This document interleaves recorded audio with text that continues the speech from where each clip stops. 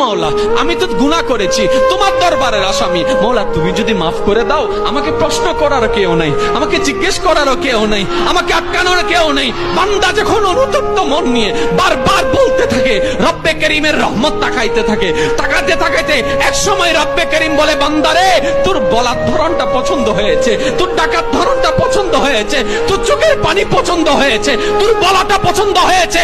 এবার মাওলা বলে, আমি তোর সারা জীবনের কত গুনাহ করছিস? বান্দা বলে, মাওলা 40,000 পার হয়ে গিয়েছে। কেউ বলে যে মাওলা পাহাড় পরিমাণ হয়েছে, কেউ বলে যে মাওলা আসমান পরিমাণ হয়েছে। এবার মাওলা বলে যে আমি মাফ করে দিলাম, আমি মাফ করে দিলাম, আমি মাফ করে দিলাম, আমি মাফ করে দিলাম, আমি মাফ করে দিলাম, আমার বান্দাকে আমি মাফ করে দিলাম। ফেরেশতা বলে, মাওলা এত বড় গুনাহগার, এত বড় আসামি, হাজার গুনাহগার, হাজারটা গুনাহ তওবা করেছে একবার, মাফ চেয়েছে একবার, তুমি মাফ করে দিলা, তুমি মাফ করে দিলা। রব্বে করিম বলে, মাফ করব না তো কি করব?